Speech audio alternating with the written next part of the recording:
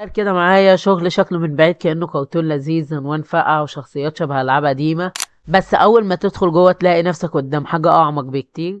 خوف، وحدة، ضغط نفسي، ومعاني مستخبية ورا كل لقطة. Really were the lesser of the two. You ruined this.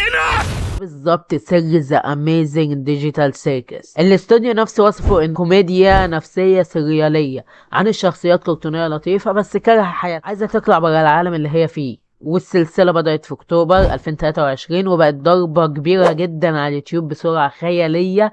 وعلى صفحه جليتش الرسميه مكتوب ان السلسله عدت 600 مليون مشاهده عبر 4 حلقات بس.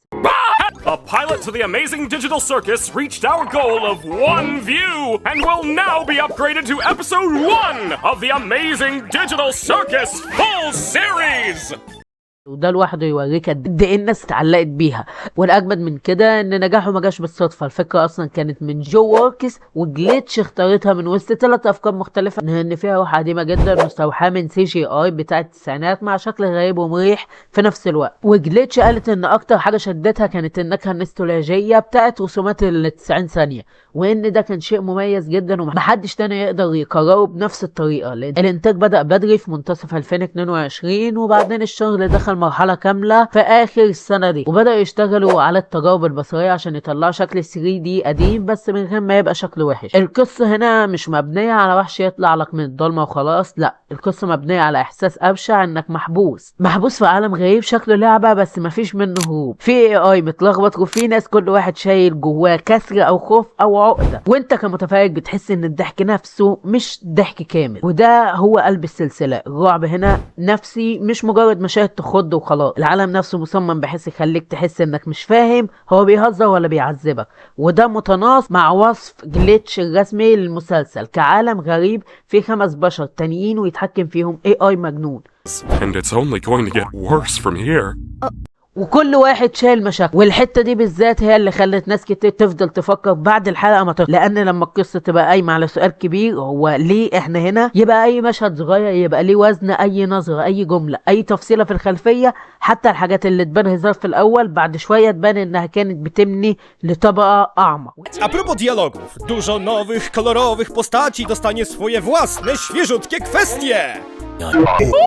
Z taką ilością nowych postaci szybko wybuchną brutalne wojny dotyczące coraz to dziwniejszych shipów, wobec których będziemy kompletnie bezsilni! ده سبب ان الناس ما بتشوفش المسلسل مره واحده وخلاص، لا دي بتعيده وتفتش فيه. من اقوى اسباب حب الناس للسلسله ان الشخصيات فيها مش نسخه من بعض، كل واحد ليه طبع وردة فعل وليه طريقه مختلفه يواجه بها العبث اللي هو عايش فيه، فانت ما بتحسش انهم مجرد اعضاء فريق وخلاص، لا، انت بتحس ان كل شخصيه معاها زاويه نفسيه مختلفه. وده مهم جدا لان الرعب نفسي ما ينفعش يشتغل من غير شخصيات حيه، مش كرتون ساكت. وبما ان المسلسل اصلا معمول على فكره واحده، كل واحد شايل هم جواه، فده بيخلي الشخصيات تشتغل كانها مرايات لبعض. انت تضحك على واحد وبعدين تلاقي نفسك شايف نفسك فيه، او تكره واحد وبعدين تفهم انه مجرد نسخه من وجع اتعامل بيه بطريقه غلط. وهنا بقى يبان ان المسلسل مش معتمد على احداث بس، ولكن على الحاله اللي الشخصيات عايشه فيها. استغلال ال3D بذكاء، هنا بقى السحر الحقيقي، ان ال3D في العمل ده مش معمول عشان يوريك بص احنا بنعرف نعمل خامات واضاءات وخلاص، لا، هو معمول كأنه أداة إحساس. يعني ممكن كل حاجة في الصورة بتخدم الجو، العين، انعماءات المرونة، شكل الجسم، مبالغة في الحركة، وحتى الفراغ اللي حوالين الشخصيات. المهم جدا إن جليتش كيفن تيمر شرحوا إن الشغل كان ماشي بطريقة شبه الاستوديوهات الكبيرة، مراحل منفصلة للشغل من الستوري بورد للموديل للريج للأنيميشن، وبعدين التصدير لإنريل إنجر. بعد ما الشغل الأساسي بيتنفذ في تيمر، قال كمان إن استخدام مايا مع انريل بيديهم حرية كبيرة ويخليهم يشوفوا النتيجة بسرعة ويعدلوا الحركة على طول بدل ما يستنوا رندر طويل. معناهم انهم استخدموا 3D مش كزينة لكن كوسيلة يضغطوا بيها على احساسك. يعني مثلا وش يبان لطيف لكن تحت حاجة بايظة، او حركة تبان كرتونية لكن فيها انفعال مش مريح، او عالم مليان انوان ومع ذلك انت حاسس انك مخنوق. وده اصعب بكتير من انك تعمل مشهد رعب نفسي وخلاص، وده اصعب بكتير من انك تعمل مشهد مظلم وخلاص، لانك هنا بتلعب ضد توقعات المشاهد. السلسلة دي جزء كبير من قوتها جاي من انها اندي، يعني مش داخلة تنافس بادوات الاستوديوهات العملاقة التقليدية. جليتش اصلا استوديو استرالي مستقل، والصفحة الرسمية بتوصفه كاستوديو انيميشن مستقل وقوي، ومش بس كده، النجاح بتاع ديجيتال سيركس انشاف عندهم كبرهان ان الاندي يقدر يوصل لجمهور ضخم من غير ما يخسر هويته. والنقطة دي مهمة جدا لان كتير من الاعمال الكبيرة بتبقى عندها فلوس اكتر بس روح اقل، وانما العكس هنا حصل، روح اكتر، شخصية اكتر، مجازفة اكتر، وشكل اقرب لدماغ صناعه.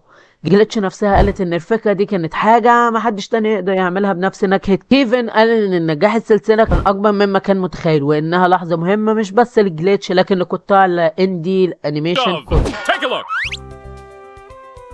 What the f am I looking at? The consequences of our actions. وده معناه ان السلسلة دي ما نجحتش لانها احلى من غيرها وبس، انما دي خلت الناس تحس ان الاندي مش درجة اقل، ممكن يبقى اجرأ واقرب واصدق.